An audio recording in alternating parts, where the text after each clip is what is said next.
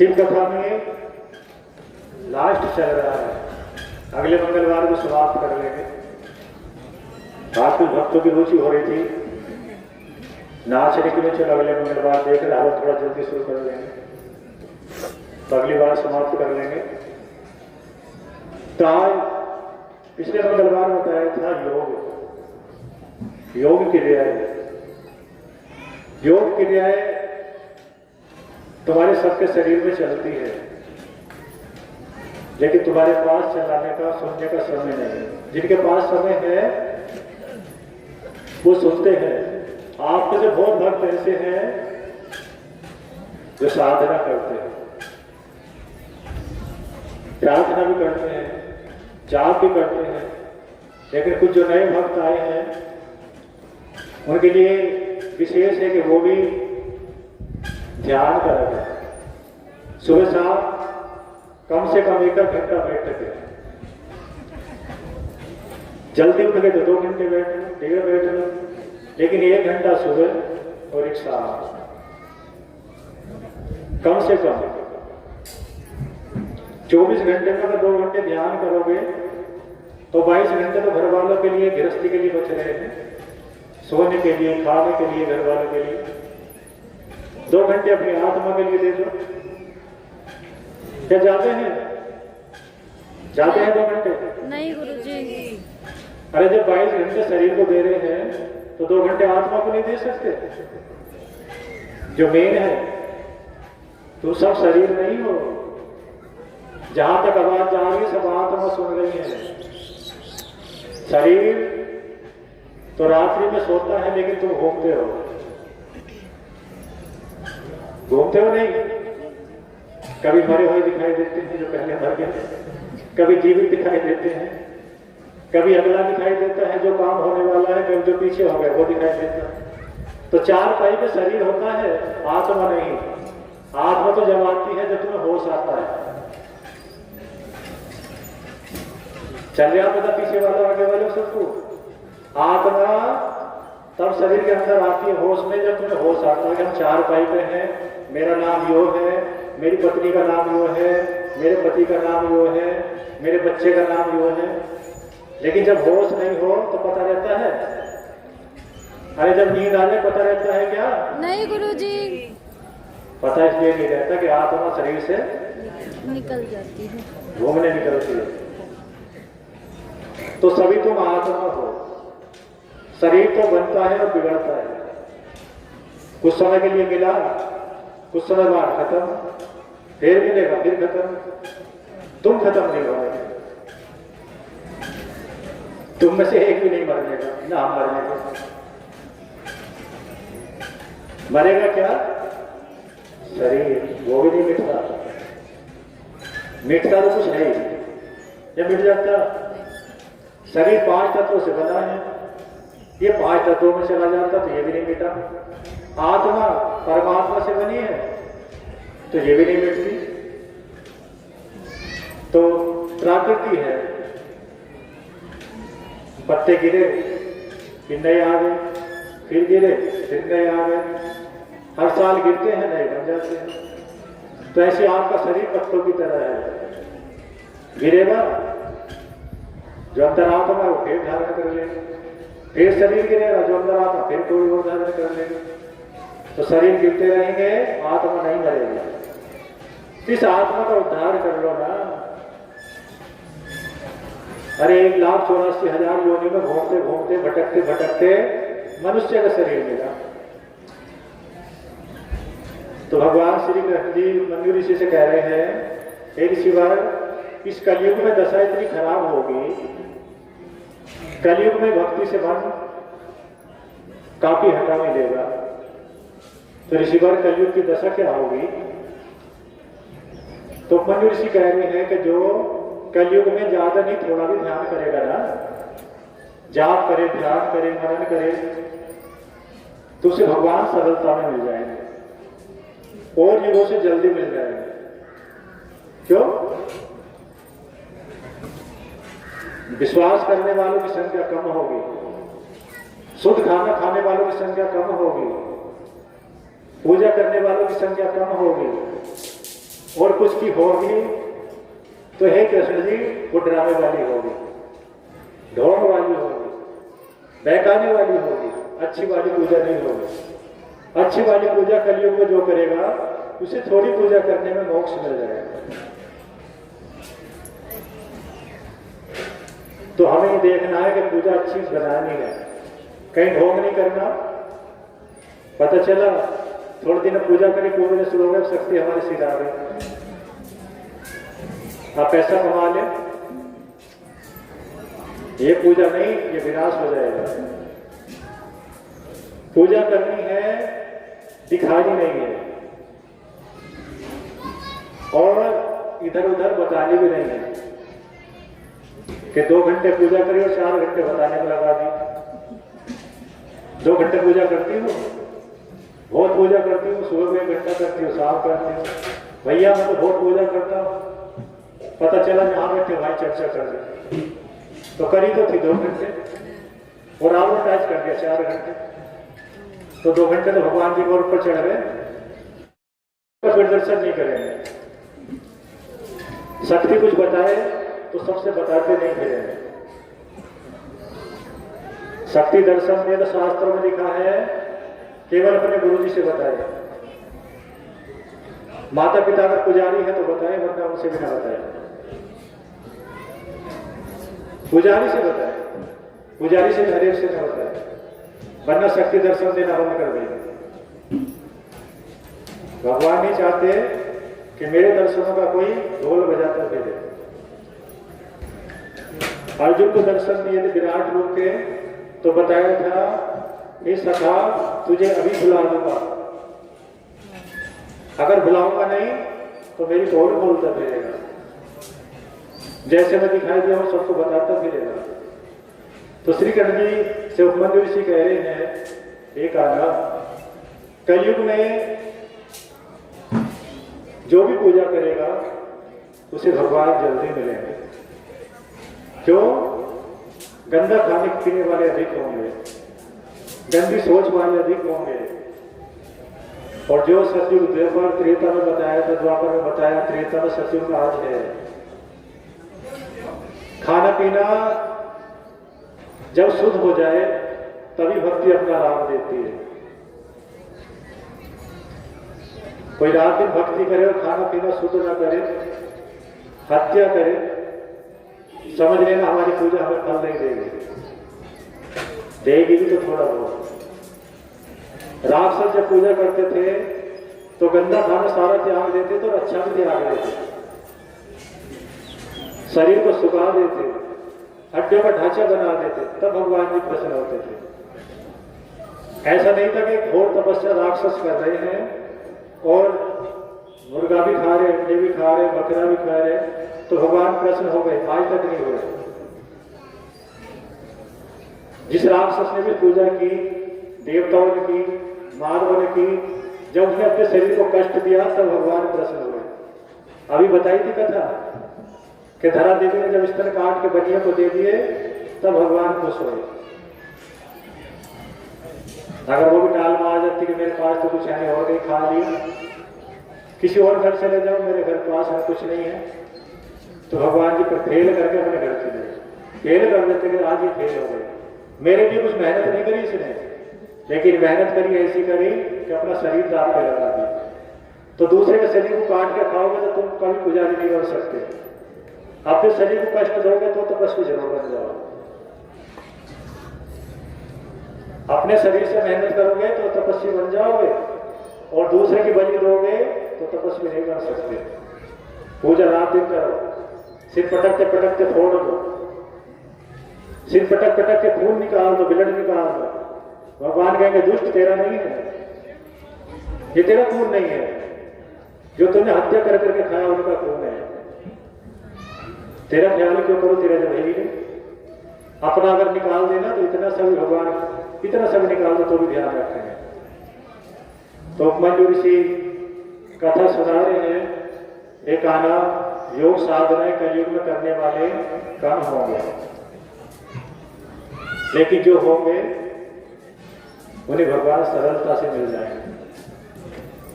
तो कम से कम 1 घंटा सुबह, 1 शाम ध्यान करो पुरुषार्थ की, और प्रकृति में दोनों भोग के बीच में ध्यान लगाया, शांत बैठ गए और पहले ध्यान किया ओम नमः सिद्ध भगवती गुरुदेवाय, ओम नमः सिद्ध भगवती गुरुदेवाय। कुछ देर तक जाप करते रहेंगे और सिद्ध भगवती का ध्यान करते रहेंगे। उसके बाद ध्यान करेंगे ओम नमः शिवाय, ओम नमः शिवाय, ओम नमः शिवाय, ओम नमः शिवाय।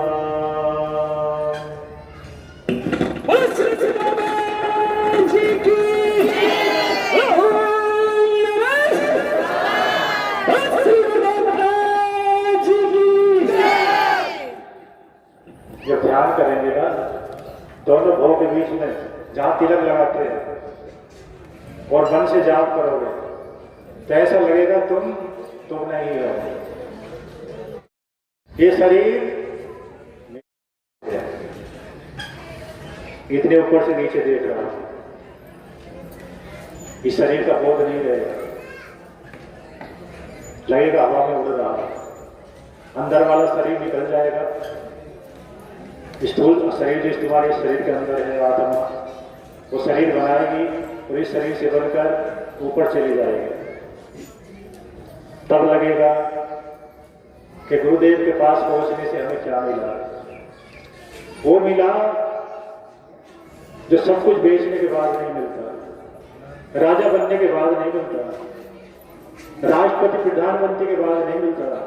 वो मिला संतों की शरण में जो परम आनंद है, परम आनंद, परमानंद के हवा में उड़ रहा, फ्री हो, कोई दुख नहीं है, कोई कलेश नहीं है, कोई चिंता नहीं है। ये प्रैक्टिकल करके देखना। जब शांत एकांत में बैठते हो तो इस क्रिया को करके देखना, ध्यान करते करते सोचना कि मैं ऊपर उठना शुरू हो गया, और उठता जा रहा, और ऊपर उठ रहा, और ऊपर जा रहा, लगेगा ऊपर उठना शुरू हो गया, और ऊपर उठ गया। और रात्रि में जब सोओगे फिर उड़ते दिखाई देगा। तीनों रात परमानंद हो जाएगा, आनंद नहीं, परमानंद। मैं गरीब हूं, सोच खत्म हो जाएगी। मैं मालदार हूं, सोच खत्म हो जाएगी। मैं रूपवान हूं, सोच खत्म हो जाएगी। मैं आत्मा, मैं शिव का अंश हूं, मैं वो हूं जो सामने है। मैं छोटा नहीं हूं, मैं गरीब नहीं हूं, मैं धनवान नहीं हूं, मैं रूपवान नहीं हूं, मैं क्रूर भी नहीं हूं, और मैं रूप भी नहीं हूं। मैं प्रकाशवान हूं। प्रकाशवान का पुत्र हो तो प्रकाशवान है। अरे तालाब में से या नदी में से कहीं से एक गिलास जल भर लाए तो जल ही होता है, कुछ और होता है? क्या कहेंगे? कीचड़ कहेंगे? अरे गंगा जी में से एक बोतल जल भर लाओ तो क्या कहेंगे? जल। गंगा जल कहेंगे ना जी। कहेंगे नहर का जल? नहीं गुरुजी। जहां से लाए हैं उसी का जल तो बताएंगे। जी गुरुजी। नहर में से भर लाए तो कहेंगे नहर का जल, तालाब में से भर लाए तो कहेंगे तालाब का जल, है तो जल ही। तो आत्मा आई कहां से? कहां से आई? परमात्मा में से आई। तो परमात्मा का जल है नहीं, ये परमात्मा का अंश है नहीं। और जैसे गंगा जी का जल है बोतल में, तो तुम्हारी इस बोतल शरीर में जो गंगा जी का जल परमात्मा का अंश है। तो अपने आप को छोटा न माने, गरीब न माने, छोटी जाति का न समझे, बड़ी जाति का न समझे, अपने आप को समझे कि हम उस परम शक्ति का अंश है।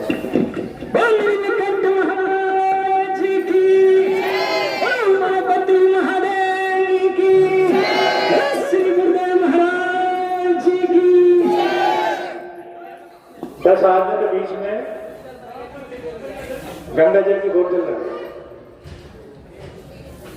और 5 आदमी कह लगे गंगा जल है और 5 आदमी कहे गंगा जल नहीं है, तो गंगा जल नहीं रहने का, वो क्या रहेगा? नहीं रहने का। ऐसी परमात्मा का है।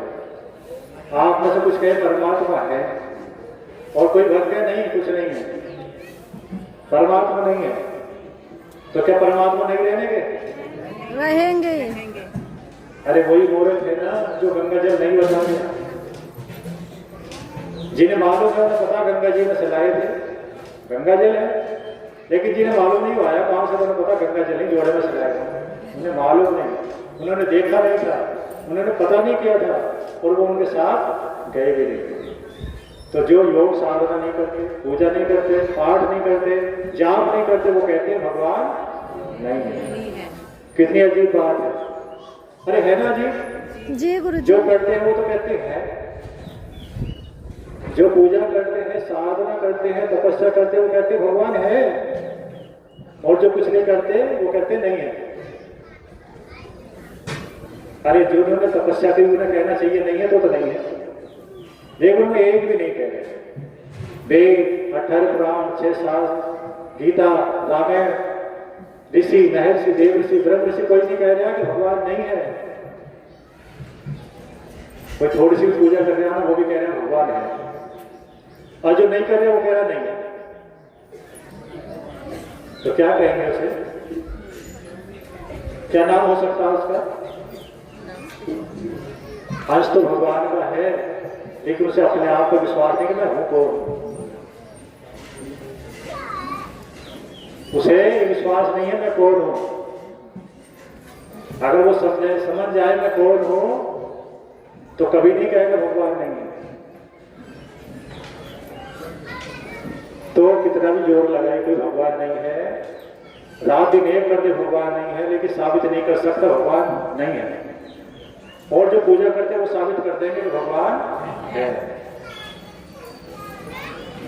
या हमारे पास ले आना जो कहते हैं ना पूरे संसार में ढूंढ के भगवान नहीं है, उनसे आप साबित कराएंगे, प्रैक्टिकल कराएंगे, सिद्ध कर दोगे नहीं है, और हम सिद्ध करके दिखा देंगे। तो ये 100% सच है, 99 नहीं है कि भगवान जब हम पूजा करते हैं, तपस्या करते हैं तो सभी को दिखाई देते हैं। तो सब कहने लगते हैं, जो भी पूजा कर रहे हैं सब कहते हैं भगवान है। तो इनके पीछे पड़ जाओ, रात दिन बिना थके बिना रुके। तो उपमन्यु ऋषि से भगवान श्री कृष्ण जी कहते हैं कि ऋषिवर, योग साधनाएं, योग क्रियाएं आपने सिखाई, ये सब संसार के काम आएंगे। मुझे बहुत बड़ा आपसे ज्ञान मिला, संसार के दिखाने के कहे भगवान जी पास सारे ज्ञान है। फिर ऋषिवर, इन योग क्रियाओं में विघ्न क्या है? हम जब योग करते हैं तो इनमें समस्याएं क्या आती हैं? आती नहीं? अरे जब योग क्रिया करते समस्या आती है नहीं? आती है, विघ्न आते हैं परीक्षा लेने के लिए। जैसे धरा देवी के पास विघ्न आया, समस्या आई थी नहीं? कि कहां से लाओ, एक चावल का दाना घर में नहीं और 3 आदमी खाना खाने आ गए। ऐसी समस्या हमारे तुम्हारे पास भी आती है परीक्षा लेने के लिए। बहुत भक्त आश्रम छोड़ भागते हैं, जब परीक्षा बाबा जी लेते हैं तो बहुत घर बैठ जाते हैं। अरे क्या हो गया आश्रम जाके, कई काम तो बिगड़ गए। जब 20 सुधरे थे जब तो लगा था अच्छा, और जब 4-5 बिगड़ गए ना तो 20 को भूल गए, 20 सुधरे थे, 5 के चक्कर में आश्रम छोड़ गए। ये होते बिगड़ पूजा में। माया, प्राकृतिक माया और भगवान दोनों एक दूसरे से कहते हैं। प्राकृतिक माया कहती है कि मैं रोकूंगी, भगवान कहते हैं मैं उठाऊंगा। तो माया अपना जाल फैलाती है भक्तों के पास के देखते हैं पूजा करते हैं नहीं करते। कई भक्तों का फोन आता है, गुरुदेव आज ना हो मंगलवार को अगले को आ जाऊंगा। उन्होंने कहा क्यों? आज कुछ काम जाते हैं, गन्ना डालना है, पर्ची आई है, या कहीं बिजनेस के काम से जाना है। तो बिक्री तो आया, क्या करने आया था? वो देखने आया था। प्राकृतिक माँ ने कहा था भगवान जी समय से काम में लगाते हैं, तुम्हारा प्यारा है तो तुम्हारे पास आएगा, और मेरा प्यारा है तो मेरे काम में उलझ जाएगा और तुमसे दूर हो जाएगा। तो हे गाना, विघ्न आते हैं तपस्या में, वो ये देखने के लिए आते हैं कि भगवान को महत्व देता है या अपने कार्य को। योग साधना करते हैं तो पता चला नाक चल गई, अरे प्राणायाम करते हैं तो जुकाम हो गया, नाक दबाए तो सांस नहीं जा गया, कहते ना।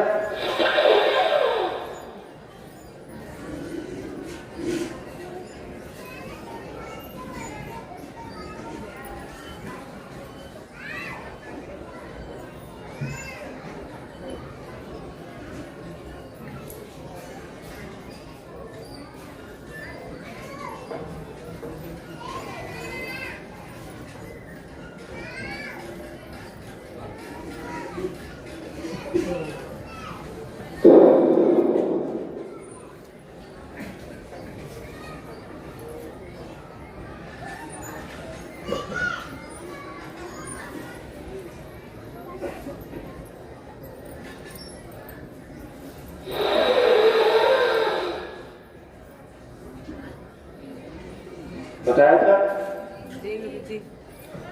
भाई, सुर से खींचना, खींचने का नाम बताया था नेचर, और अंदर रोकना क्या बताया था? कुंभक। घड़ा, जैसे घड़ा में पानी भर देते हैं ना तो सांस भर दिया, और उसे बाहर फेंकना नहीं, खींचे, और बाहर रोकना महाकुंभक ने अंदर लिया, बाहर तो छोड़ दिया लेकिन बाहर से अंदर नहीं लिया, थोड़ी देर बाहर ही फेंके रहे कि बाहर ही रहे, अंदर वाला अंदर जो कुछ होगा वो देखेंगे, जो अंदर वो देखेंगे बाहर ही रहे। तो पहले तो बाहर से अंदर खींच लिया, फिर अंदर से बाहर फेंक दिया और बाहर रोक दिया, है तो कहते हैं महाकुंभक। थोड़ी देर में लगेगा जैसे शरीर में करंट सा आ गया, बाहर जो शरीर से सांस रोक दोगे थोड़े शरीर में, सारे शरीर में करंट से आ जाएगा, और ऐसा लगेगा सारे शरीर में कोई अंदर अंदर घूमना शुरू हो गया, तेजी से परमानंद आ जाता है, इसे प्राणायाम कहते हैं। तो अगर जुकाम हो जाए, नजला, तो नाक बंद हो जाती है, तो भगवान देखते अब क्या करेगा, आज कैसे प्राणायाम करेगा। तो क्या करना उस स्थिति में? हे भगवान, मेरा रोज का नियम है, मेरी नाक खोल दो, जो भी इसमें इटका है, गंदगी हो कुछ, उसे इधर उधर कर दो। भगवान सुनेंगे, नाक से सांस आने लगे।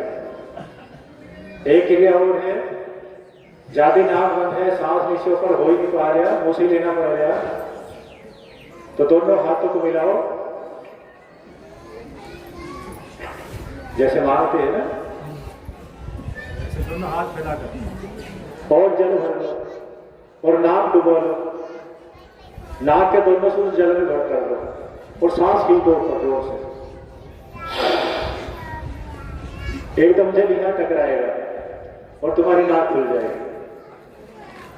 नुकसान नहीं होगा, डरना मत, बढ़िया सांस आने लगेगा। नाक जो अंदर वाली रुकी थी ना, बहुत भारी, बहुत कर्री वाली जमी थी, वो निकल के बाहर आ जाएगा। ये सत्संग में बताई भी दिया है कि नाक से सांस नहीं आ रहा, अंदर बहुत मलगम जमा है और तुम प्राणायाम करना है, सांस ऊपर नीचे नहीं हो रही, तो तुरंत खुल जाएगी। बाल्टी में तो ज्यादा चला जाएगा, हाथ में ले लेना, कभी ज्यादा चढ़ जाए तो दोनों हाथ एक जगह मिलाना और नाक डुबा देना, नाक से खींच लेना। तो ये विघ्न है योग में। और हे केशव, जब ध्यान में बैठते हैं कभी कभी पैर दुखते हैं, चींटी चलती है, कभी कमर दुखती है, तो ये प्रकृति अपनी तरफ खींचती है कि उठ जा, काम पूजा के चक्कर में लग रहा है, चल अपना काम कर ले। लेकिन उसे सहन करके लगे ध्यान में बैठे, कमर खींच के, दुख रहा दुखने दो, चीटी चलने दो, मुझे तो पूजा करनी है। तो भगवान कहेंगे, हे देवी मेरा पुत्र तुमसे आगे, आप मेरी तरफ भाग रहे हैं, वो इधर उधर तुम्हारे कार्य पर ध्यान नहीं दे रहा है। वो कह रहे होने तो जो हो रहा है, आप देखते हैं मेरा है, दुखन बुलन को उससे कोई चिंता नहीं है। तो उसकी कमर दुखा रहे, कुछ और करे, लेकिन मेरे भी वो नहीं विचलित हो गया। तो उसके बाद दुखन बुलन चीटी कमर दर्द सब बंद हो जाएंगे। कुछ समय बाद शरीर गर्म हो जाएगा और सारे दर्द छुमंतर हो जाएगा। नीलकंठ महाराज जी की, कैलाशपति महाराज जी की, महाकाल भगवान की, श्री गुरु गिरंगी जी की। और एक बार उपमन्यु ऋषि कह रहे हैं कि सब हम पूजा करने कहीं बैठ गए तो बहुत सारे कहीं मच्छर रहते हो, तो मच्छर आएंगे, वो डंक लगाएंगे कहीं। और जब हम स्कूल पढ़ाने जाते थे, 13 वर्ष स्कूल में टीचर रहे, तो सोमवार का दिन पहले तय कर लेते थे स्कूल वालों से कि पढ़ाना नहीं है।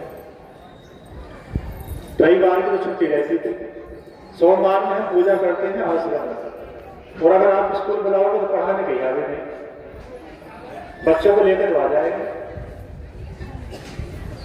अरे वाहन था उस समय, जुगाड़ू चलते थे, उसमें 55 बच्चों को लेकर जाते थे, 50-55। तो बच्चे लेकर जाना पड़ा, लेकिन क्या पढ़ाने के नहीं, बच्चे छोड़ देंगे और पीछे भाग है उसमें पूजा करेंगे कि ठीक है आप पूजा कर लो, आपकी पूजा को हम नहीं रोकेंगे, बच्चे ले आओ और बाग में जाके बैठ जाओ। तो अपना एक दीपक लिया, शंकर जी की मूर्ति ली और एक दो मूर्ति ली और बाग में जाकर बैठ गए। एक इतना ऊंचा चौतरा बना लिया था मिट्टी इकट्ठी कर करके कि बारिश पड़ेगी तो नीचे जल ना भरे, ऊपर से भीगते रहे।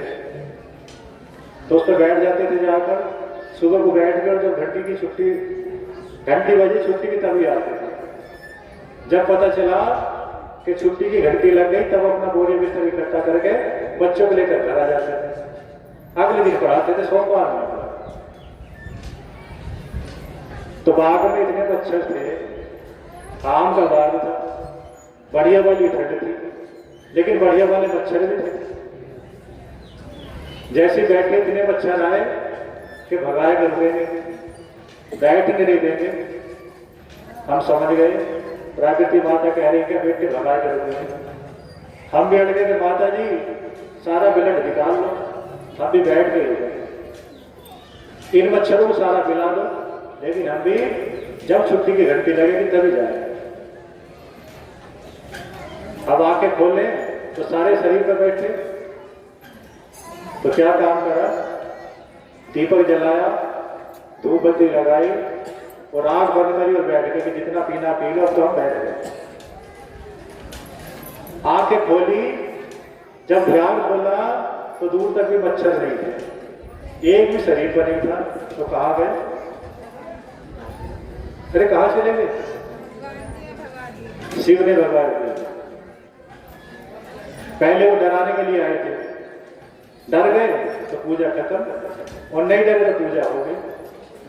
छुट्टी की घंटी लगती थी और जो तुम्हारे सामने वीडियो बना रही शिवानी भारद्वाज, ये भी कक्षा 1-2 में थी।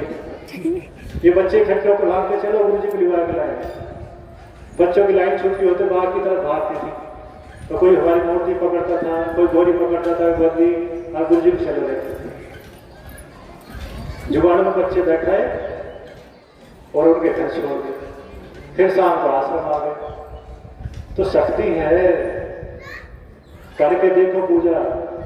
मच्छरों से डरो मत, कमर के दर्द से मत डरो, चींटी चल रही है तो मत डरो, कोई और विघ्न आ रहा है तो श्री कृष्ण जी से अपने ऋषि कह रहे हैं कान्हा विघ्न आए तो डरो मत, थोड़े समय आएंगे, उसके बाद परमात्मा कमान संभाल लेंगे और अपने भक्त की सहायता शुरू कर दें।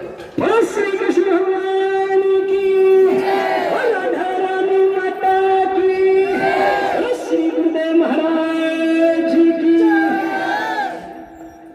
हम अगले मंगलवार कथा चलेगी लास्ट, और नियमित सारणी में जो मुनि तपस्या कर रहे थे वो कहाँ जाएंगे, कैसे उन्हें मोक्ष मिलेगा, और कैसे भ्रमण करेंगे, नियमित सारणी से कहाँ कहाँ यात्रा करेंगे, उसके बारे में बताएंगे। बोलो सच्चे दरबार की।